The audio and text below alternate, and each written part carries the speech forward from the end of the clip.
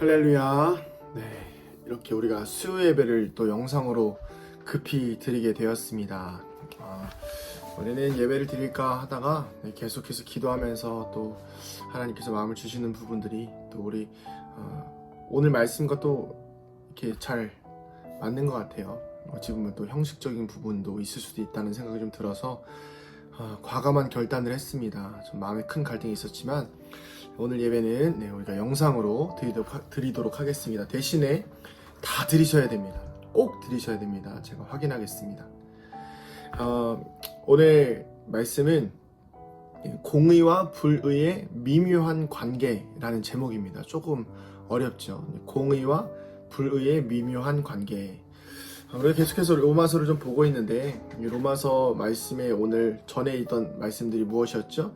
유대인이 우월하다고 생각하는 그 종교적 도덕 유대인들이 너희들도 별반 다르지 않다. 다 죄 아래 있고 너희들도 똑같이 할례를 받았다고는 하지만 그 할례는 육신의 우월성을 주장하는 것이 아니라 진짜 영적으로 예수 그리스도를 믿어서 변하는 사람만이 진짜 할례를 경험하는 것이다 라고 우리 바울 사도는 이야기하고 있습니다. 오늘 우리가 로마서 3장 1절부터 9절까지의 말씀을 나눌 것인데 이 말씀은 이제 이방인뿐만 아니라 종교적 유대인들도 죄인임을 이야기하는 그 바울이 또 이어서 무엇을 이야기하냐면 이제 3장 1절부터 시작되어지는 내용은 이 유대인들이 그러면 야 우리가 받은 할례가 무슨 의미가 있냐, 우리가 받은 그 선민으로서 하나님의 백성으로서 도대체 우리가 무슨 유익이 있냐라는 이런 반론에 대하여서 바울이 예상을 하고 바울이 그 반론에 대한 예상을 하고 그 반론을 쓴 내용이에요. 그러니까 쉽게 말하면 유대인들의 반발에 대해서 바울이 잠재우는 내용입니다. 자, 그러면 제가 이제 말씀을 좀 정리할 텐데 먼저 유대인이 과연 이방인들보다 나은 것이 있냐라는 질문이 오늘 첫 번째 절에 나옵니다. 그런즉 유대인의 나음이 무엇이며 할례의 유익이 무엇이냐. 그러니까 쉽게 말하면 그거죠. 내가 도대체 우리가 유대인들이 나은 게 뭐냐, 뭐가 더 나은 거냐, 이방인들과 나은 게 뭐가 있는 거냐, 할례는 왜 받은 거냐. 자, 이렇게 이야기했을 때 바울이 이야기합니다. 범사에 많으니 우선 그들이 하나님의 말씀을 맡았음이라. 아주 굉장한 의미를 던지죠. 범사에 많다. 너희들이 하나님의 백성으로서 유대인으로서 먼저 된 아들로서 하나님의 백성으로서 나은 것이 굉장히 많지만 그 중에 가장 첫 번째가 무엇이냐면 바로 하나님의 말씀을 맡았다라고 합니다. 근데 여러분, 우리가 이 말씀을 맡았다라는 것은 단순하게 그냥 말씀을 이렇게 들고 있다 이런 개념이 아닙니다. 하나님의 말씀을 위임받았다라는 거예요. 여러분, 하나님의 말씀을 위임받은 자들은 하나님의 말씀을 짊어지고 살아가야 될 책임이라는 게 있습니다. 이 굉장히 중요하죠. 우리 그리스도인들은 하나님의 말씀을 위임받은 사람들입니다. 그렇다면 하나님의 말씀대로 살아가야 될 용기와 책임이 필요하다는 것이죠. 그래서 저는 이걸 좀 이렇게 표현하고 싶은데 특별한 책임과 특별한 권리로 이야기하고 싶습니다. 왜 제가 특별한 책임과 특별한 권리라고 이야기했냐면 유대인들은 이것을 하나님께서는 또 바울은 유대인이 먼저 되고 또 할례 받은 것에 대해서 하나님의 말씀을 맡은 것에 대해서 특별한 책임으로 주셨지만 유대인들은 이것을 특별한 권리로 받아들였다는 것입니다. 이 말을 조금 제가 비유를 좀 풀어드리자면 한 부모 아래에서 두 아들이 있었습니다. 첫째는 장자겠죠. 둘째는 차남입니다. 이제 어머니가 계신데 이 당시에는 이제 보통 우리가 사회에서는 장자가 부모님을 모시고 살죠. 자, 그런데 이 어머니가 늙고 병들고 약해지면서 이 두 아들 중에서 장자가 어머님을 모시지 않았어요. 그리고 둘째 아들이 어머니를 열심히 모시고 섬겼습니다. 자, 그런데 어머니가 돌아가셨어요. 자, 그러면 이 유산의 상속의 권리는 누구에게 있죠? 보통은 장자에게 있는 게 맞습니다. 자, 그런데 실제적인 책임은 누가 졌죠? 아들이 지었죠. 자, 여기서 문제가 생기는 거예요. 만약에 장자라고 한다면 어머니의 유산을, 부모님의 유산을 물려받을 권리도 있지만 특별한 무엇이 있죠? 어머니를 그에 맞게 장자로서 섬겨야 될 책임이 있다는 것입니다. 그런데 그 책임을 다하지 않고 유산만 물려받으려고 한다면 그것은 장자로서의 진짜 권리를 상실하는 것이고 잃어버리는 것이겠죠. 이것이 바로 유대인의 모습이라는 거예요. 유대인은 하나님으로부터 선택받은 백성이고, 그리고 할례를 통하여서 정말 주의 말씀을 맡은 자들로서 이 땅 가운데에서 주님의 은혜를 나눠야 되고 그렇게 살아야 될 특별한 책임이 있지만, 이들은 그 책임은 멀리한 채 자신들의 권리만 주장한 거예요. 나는 구원받은 백성이다. 나는 이미 할례를 받았으니 선택된 민족이다라는 것을 가지고 살았던 것이죠. 자, 이렇게 말씀이 진행되어지다 보니까 어떤 내용이 나오냐면, 자, 그렇다면 우리가 유대인들이 하나님 말씀을 어기지 않고 하나님 말씀을 어기고 우리 마음대로 살아가다 보면 우리는 죄를 짓고 우리는 죄인이 되었는데, 자, 그렇다면 우리가 하나님을 믿지 않거나 율법을 지키지 않는다고 해서 하나님의 의가 변질되느냐? 그렇지 않다는 것이죠. 쉽게 말하면 그렇습니다. 유대인들이 아무리 잘못을 지어도 하나님의 의는 변질되지 않는 거예요. 그래서 3절에 이렇게 나왔죠. 어떤 자들이 믿지 아니하였으니 어찌하리요? 그 믿지 아니함이 하나님의 미쁘심을 패하겠느냐? 4절에 이렇게 있습니다. 그럴 수 없느니라. 사람은 다 거짓되되 오직 하나님은 참되시다 할지어다. 기록된 바 주께서 주의 말씀에 의롭다 하심을 얻으시고 판단받으실 때에 이기려 하심이라 함과 같으니라. 아멘. 자, 이 말씀의 내용이 무엇이냐면 하나님의 약속이 여전히 미쁘시다는 거예요. 아무리 사람이 죄를 짓고 문제를 일으키고 유대인이 하나님의 백성으로서 자신들이 문제를 일으킨다고 해도 하나님의 미쁘신, 이 미쁘다는 것은 신실하다, 영속적이다는 것을 뜻해요. 그러니까 하나님의 약속은 쭉 지속된다는 거예요. 어떠한 상황과 환경 속에서도 하나님의 약속은 꾸준히 진행이 되는 것인데, 중요한 것이 무엇이냐면 이 조금 전에 나왔던 주께서 주의 말씀에 의롭다 하심을 얻으시고 판단받으실 때에 이기려 하심이라. 이 말씀이 무엇이냐면 다윗이 바세바에게 범죄하고 난 이후에 우리아를 죽이고, 그리고 나서 나단 선지자를 통해서 책망을 받고 나서 회개하고 자복할 때 하는 이야기예요. 그러니까 이 내용은 어떤 내용이냐면, 내가 아무리 하나님 앞에 하나님의 백성으로서 또 심지어 왕으로서 수많은 죄를 짓고 죄를 짓더라도 나의 죄가 하나님을 더럽게 할 수는 없다. 왜? 하나님은 절대 선이시기 때문이에요. 하나님의 기준이 무조건적인 선임을 우리는 알고 살아가야 한다는 것입니다. 인간의 죄는 하나님을 손상시킬 수 없습니다. 그 어떤 죄로도 하나님을 손상시킬 수 없다는 것이죠. 그래서 5절에서 6절에 이렇게 나와 있습니다. 그러나 우리의 불의가 하나님의 의를 드러나게 하면 무슨 말 하리요? 내가 사람의 말하는 대로 말하노니 진노를 내리시는 하나님이 불의하시냐? 결코 그렇지 아니하니라. 만일 그러하면 하나님께서 어찌 세상을 심판하시리요? 이 말씀의 내용도 또한 그렇습니다. 하나님께서 불의하신 분이 아니시다. 그것을 어떻게 이야기하냐면, 우리가 조금 전에 말씀드렸듯이 아무리 죄를 지어도 하나님의 의는 손상되어지지 않는데, 우리가 지은 죄를 통해서 이건 또 이제 유대인들이 반문하는 거죠.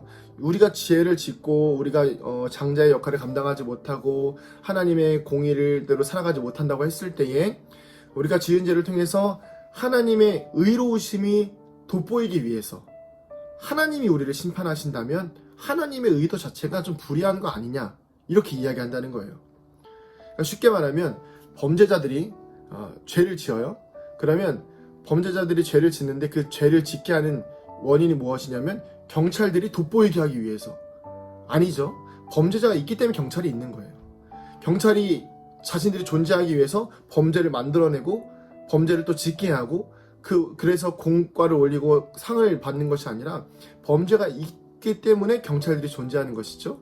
마찬가지로 우리가 아무리 죄를 지어도 그 하나님께서 우리를 벌하시기 위해서, 그래서 하나님의 정당함을 드러내시기 위해서 우리를 죄를 짓게 한다는 것은 하나님께서 불의한 것 아니냐라는 그 말도 안 되는, 사실은 이 반문에 대한 답을 우리 바울이 하고 있는 것입니다.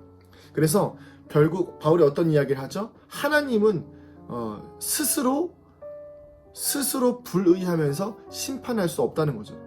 쉽게 말하면 나도 더러운데 어떻게 너한테 똥 묻은 개가 겨 묻은 개를 어떻게 나무랄 수 있겠냐. 절대적인 선을 가진 존재만이 우리를 불의하다라고 말할 수 있는데 그분이 바로 하나님이다라고 오늘 말씀에서 주장하고 있는 것입니다. 내용이 좀 어렵죠. 그렇지만 굉장히 중요한 내용입니다. 이렇게 해서 쭉쭉쭉 나와서 결론이 어디 있냐면 바로 9절입니다. 제가 좀 뛰어넘었어요. 9절을 제가 읽어보겠습니다. 그러면 다 어떠하냐?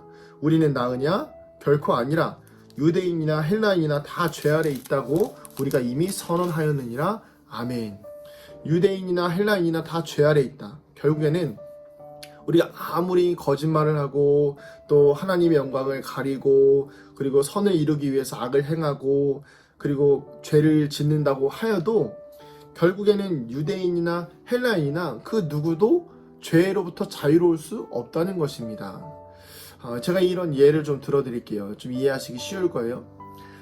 한 사람이 죄를 지었습니다. 좀 강력한 범죄를 지었다고 가정하죠. 그럼 예를 들어서 다른 사람을 칼로 이렇게 찔러서 생명을 빼앗은 살인자라고 보겠습니다. 자, 이 사람이 감옥에 갔어요. 자, 감옥에 갔는데 감옥에 가보니까 감옥에 있는 사람들이 다 이 사람을 보기 위해서 나온 거예요. 자, 근데 이 사람들이 감옥에 있는 사람들이 뭐라고 하냐면 아유, 이 사람을 죽인 나쁜 놈, 이 사람을 죽인 살인자, 아주 그냥 나도 나쁜 놈이지만 넌 더 나쁜 놈이야, 이렇게 이야기한다는 거예요. 자, 여러분, 그렇지만 결국 그 안에 있는 모든 사람이 뭐죠? 다 죄수들이라는 거예요. 가벼운 죄를 지었던 무거운 죄를 지었던 똑같이 다 그 감옥 안에서 죄값을 치르고 있는 죄인이라는 것입니다. 결국은 유대인이나 헬라인이나 예수를 잘 믿는 사람이나 예수님을 모르고 살아가는 사람들이나 다 똑같이 죄인인데 이 죄인들이 온전하게 될 수 있고 깨끗해질 수 있는 이유는 단 하나인데 누구냐면 절대 선이신 하나님이 당신의 하나뿐인 아들을 이 땅에 보내셔서 그를 믿는 자에게 영생을 허락하시고 구원을 주시는 것을 믿는 자에게만이 허락되어지는 은혜가 바로 이 모든 사람들이 죄인이지만 그 죄인의 신분에서 벗어날 수 있는 유일한 방법, 바로 절대 선이신 하나님, 절대 선이신 예수님께서 우리를 구원하신 것을 믿는 것만이 우리는 그 죄로부터 벗어난다는 것입니다.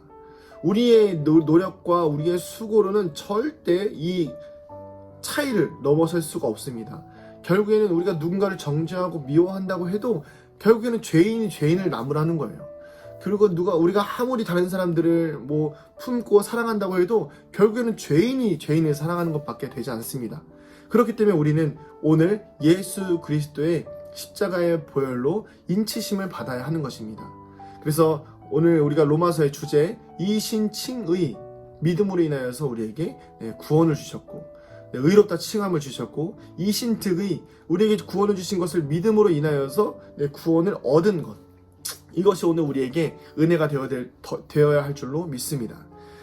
사랑하는 성도님들, 오늘 말씀을 조금 짧게 정리하고 급하게 정리하지만 중요한 것 하나를 기억하셔야 될 것이 무엇이냐면 우리의 삶과 인생은요 불의할 수밖에 없습니다. 아무리 우리가 예수를 믿고 이 땅 가운데서 깨끗하고 아름답게 살아간다고 해도 매일매일 우리의 삶에는 불의가 쌓일 수밖에 없습니다. 자, 그런데 그 불의를 공의로 그리고 하나님의 백성으로 바꿀 수 있는 것이 유일한 방법의 하나가 무엇이냐면 바로 회개입니다. 하나님께 나아가는 거예요. 예수님께 죄를 고백하는 것입니다. 그 시간들을 통해서 우리가 다시 불의한 자에서 하나님의 의를 덧입은 자로서 인치심을 받은 자로서 새로운 영적 존재로 다시 태어나는 것입니다. 이번 주 이제 내일부터 명절이 시작되어지게 되는데 그 시작되어지는 기간 동안에 가족들과의 관계에서 또 여러 가지 좀 어려움이 있을 수도 있어요. 또 이제 많이 모이진 못하지만 그래도 그 가운데에서도 갈등들이 생길 수 있습니다. 누군가를 판단하고 미워하기보다는 나나 믿지 않는 사람이나 똑같다는 생각을 좀 가지셨으면 좋겠어요. 그러나 우리가 그들과 다를 수 있는 것은 믿지 않는 자들과 다를 수 있는 유일한 단 하나는 무엇이냐면 예수 그리스도의 십자가의 보혈로 우리는 구원을 얻은 백성이라는 거죠. 그렇기 때문에 우리는 자랑할 것이 십자가밖에 없는 거예요. 그래서 우리는 자랑할 것이 예수 그리스도밖에 없는 것입니다. 명절날 예배 드리시기 바랍니다. 네, 설 명절 예식서 나눠드렸죠. 예배 드리시면서 뭐 나의 공을, 나의 것을 자랑하지 마시고, 그리고 다른 사람의 허물을 긁어내지 마시고, 하나님의 은혜를 찬양하시고, 여기까지 인도하신 하나님, 또 앞으로 우리에게 주어진 한 해를 인도하실 하나님을 찬양하시면서 다 인간은 죄 아래 있음을 인정하시고 오직 예수님의 십자가의 보혈만이 우리를 구원할 수 있음을 믿음으로 고백하고 살아가는 거룩한 주의 백성들 되시기를 주님의 이름으로 축복합니다. 네, 기도하기 전에 제가 광고하도록 하겠습니다. 내일부터 새벽 예배, 목요일, 금요일은 없습니다. 영상을 안 올릴 예정입니다. 잠깐 제가 설 인사는 잠깐 하겠지만 예배는 따로 올리지 않겠습니다. 다만 기도하시고 항상 특별히 제가 말씀드렸죠. 명절 때는 아무래도 우상이 더 많은 시기라서 영적인 공격이 굉장히 심할 시기입니다. 마음과 생각, 영성을 잘 다스리시고 항상 주님의 은혜 안에서 민감함으로 승리하시기를 축복합니다. 기도하시겠습니다. 사랑과 은혜가 많으신 아버지 하나님, 우리는 항상 공의와 불의 사이에서 고민합니다. 나는 괜찮은 사람이라고, 나는 깨끗한 사람이라고 생각하지만, 그러나 주님, 결국은 다 죄인임을 고백하며 오직 하나님의 은혜만이, 오직 예수님의 십자가의 사랑만이 우리를 깨끗하게 하실 수 있음을 고백하오니, 주님, 오늘도 우리를 정결케 하시고 회복케 하여 주시고 살아나게 하여 주시옵소서. 감사드리며 사랑이 많으신 예수님의 이름으로 기도드립니다. 아멘.